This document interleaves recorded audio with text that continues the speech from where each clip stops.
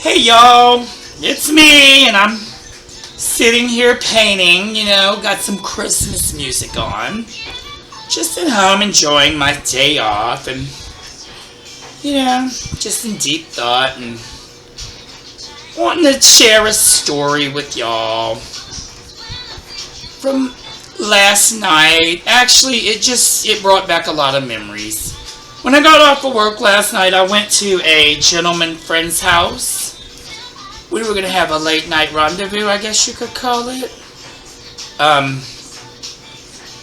But, yeah, so I go to this guy's house, and in his kitchen, oh shit, I dropped my paintbrush in the carpet. In his kitchen, he has over his stove a picture of this fucking drag queen that thinks she's famous. A signed autograph picture. This guy's from New Orleans, and so is this queen that thinks she's everything. It just brought back a lot of bad memories that I could have did without for the holidays. And I'm not bitter, but I need to talk about it. So I thought I would share it with y'all. So we're going to go back in time a little. I started working at Oz in 1993, and I met a guy, and he had AIDS, and he got sick, so I went up to New York, and I took care of him. He's my boyfriend. And after I ran him to his grave, I came back home. I was there for a year and a half. I went in 95. I came back in April of 96. And I'm assuming that I'm going to come back and just pursue my drag career that I had been waiting for. At Oz, we had our Wednesday night show, and it had the ladies. They were called the ladies of the gorgeous women of Oz, or the ladies of Oz. None of them are ladies. But yeah, so I figured, a year and a half. They were all much older than me, so I had figured that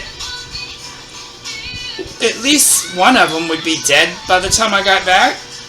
Because they all were on their last limb.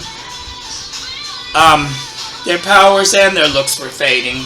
You see, we didn't have RuPaul's The Next Drag Superstar.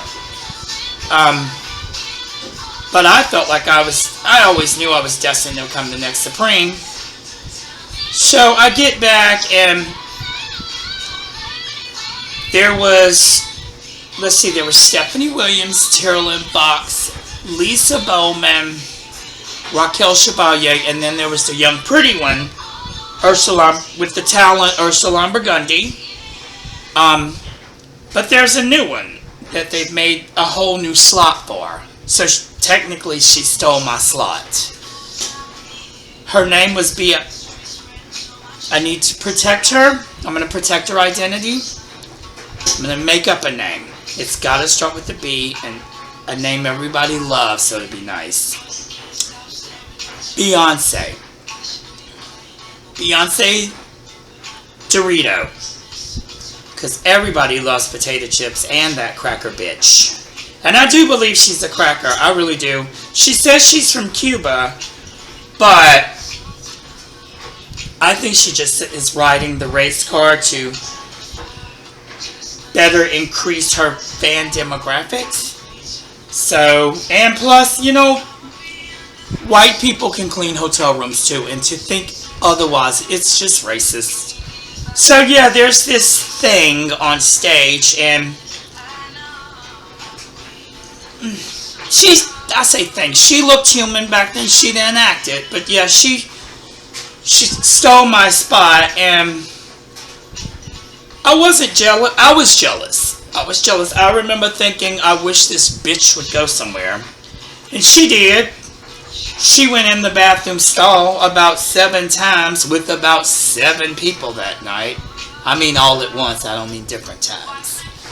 But yeah, she comes out. She's got white powder all over her face, which I think contributed and influenced the whole clown look. Because you can't see that shit against clown white if you beat your face with white. So yeah, anyway, she stole my career, and I'm not bitter, but I don't like, I mean, I can't even go to a Trick's house, like, over the stove. I'm serious, over the counters, over the stove, he has a picture of Miss Beyonce Dorito. So, yeah, it's like I can't escape her now. But I'm not bitter, because, you know, I was at home one night, and I was hitting on my glass pipe, and it fell and it hit the floor, and it caught the curtains on fire. And I swear to God, I heard a voice in the curtains. In the flames from the curtains, of course. And it told me that there was bigger and better things waiting for me.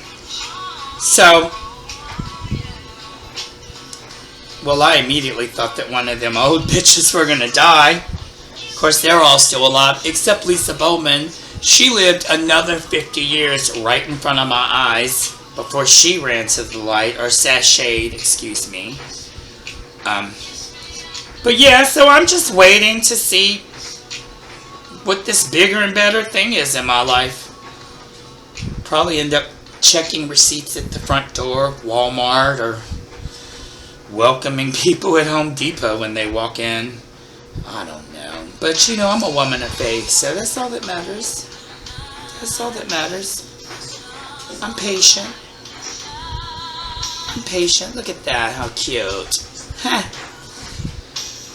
So yes, I guess just this holiday music that I'm listening to and my crafts, they're just putting me in deep thought, and they're reminding me of an old grinchy cunt that stole my drag career. So I just thought I would share a story. It's not the miracle that saved fucking Christmas, but you know, it's something that you could reflect on and be happy for what you have in your life, because it wasn't stolen from you by some fucking clown.